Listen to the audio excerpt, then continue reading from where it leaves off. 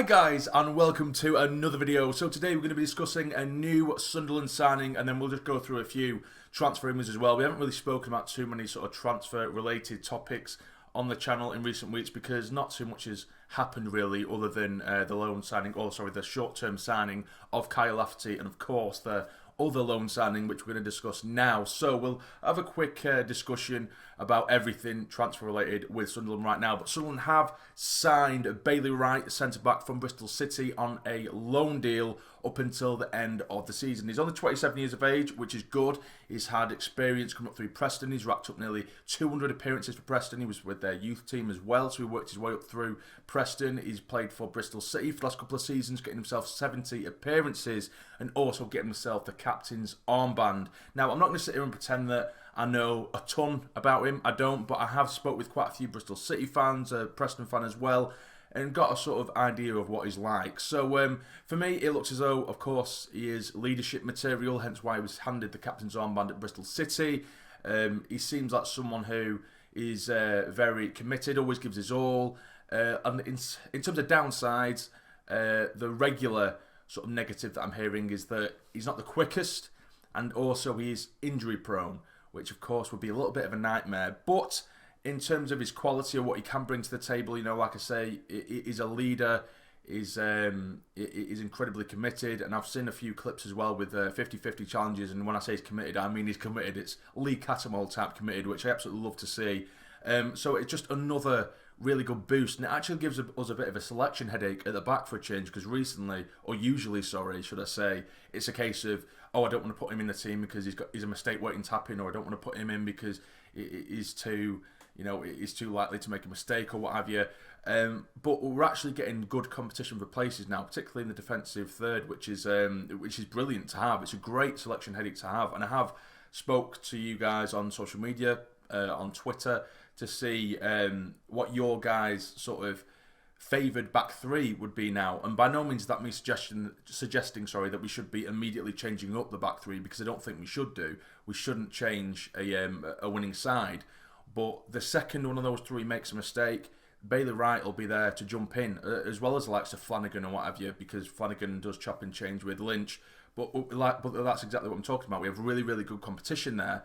So I think the only real sort of definite across that back three for me is Willis on the right of that back three, because he's absolutely excellent. I think he's probably one of the only players we've got, for me, who could quite easily do a job in the Championship. We have very few players who I believe that can do a job in the Championship if we were to get promoted to the Championship. You know, on the right side of that back three, he adds to our attack, he defends brilliantly, and he covers whoever's in the centre with his pace, because he is so pacey. That's why I wouldn't play him in the centre of that back three. He fits the right-hand side of that perfectly. So yeah, of course, we've got Ozturk as well, who's been excellent in recent weeks. He hasn't put a foot wrong. Of course, he had a very shaky start to his Sunderland career, but he hasn't put a foot wrong recently. He's actually been really, really solid in the centre of that defence. It's the left-hand side of defence where it's been quite inconsistent. Lynch, one game he'll look half decent, and the next he looks garbage, and then Flanagan will come in. And to be fair, Flanagan, who I've given quite a lot of grief to over the past, in past months, he hasn't been half bad either. I just feel like on the ball he isn't the greatest, and especially when you're in, you're comparing him to the likes of Willis, who is very good on the ball on the right hand side of that back three. So it's a good headache to have. I can't see Bailey Wright going straight into that starting 11, but if he trains hard and works hard, I'm sure his class will show. He is a Championship level defender, so hopefully he can add competition for places, and eventually we'll see him in the starting 11, I would think, at some point, and hopefully can add a lot to our back three. We've looked decent in recent weeks, to be fair. So yeah, it's all positive, and I think it's a very positive move. I've also seen a few people complain that it's only a short-term deal. Why didn't we sign him?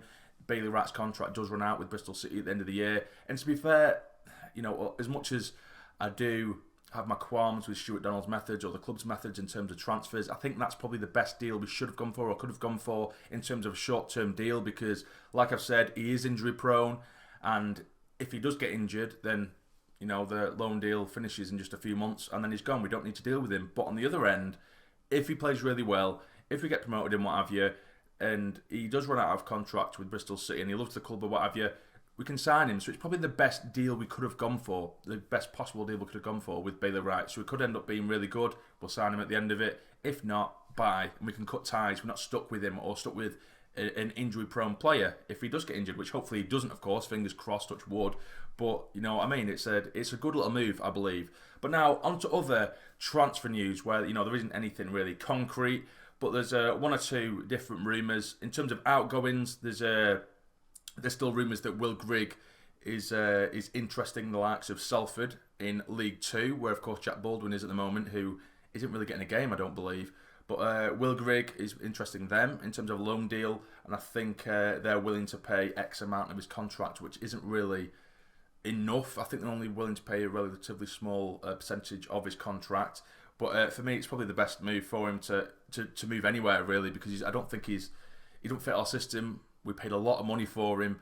I would prefer a permanent deal if Will Grigg was to go, but I think just getting him off the books in any form really is essential at the moment, because of course he's had a poor run of form. His form since coming to us has been terrible, so I think just getting him out of there would be the best for him as well, to be honest with you. You know, best for him mentally as well, because we know he can score goals. It just hasn't happened for us.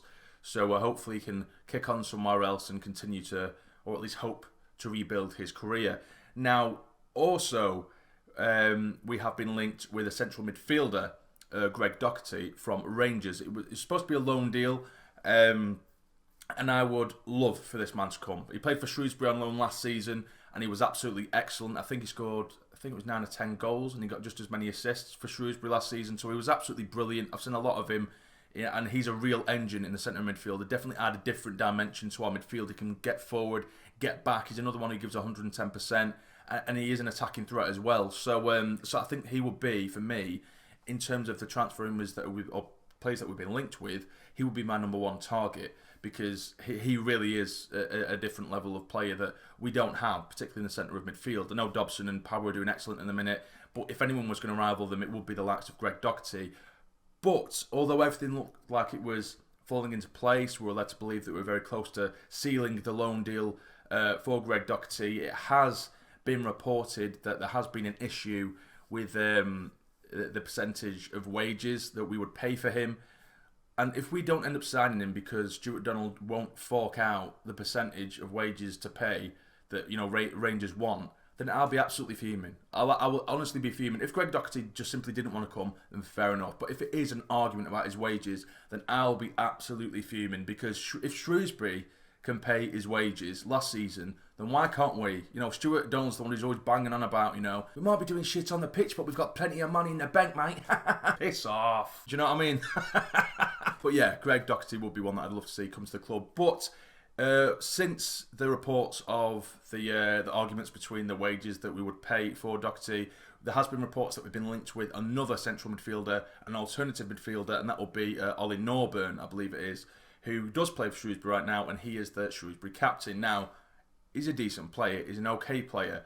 Would he add anything that we don't already have necessarily? I don't really think so. I wouldn't be, you know, over the moon. Because yes, it's a decent signing, but I would much rather see Doherty come to us from Rangers, because, you know, he was excellent for Shrewsbury last year, Doherty, and just unfortunately for him, because Rangers have been playing very, very well this season, he hasn't managed to break through into the Rangers side, and I think he's only made a small handful of appearances for him. So I think to come to us, he will get game time. He'll add much needed competition in the centre of midfield, because at the minute the only central midfielders I would play, you know, at the centre of our midfield are Power and Dobson. No one else gets near them for me. Ledbetter's miles off it.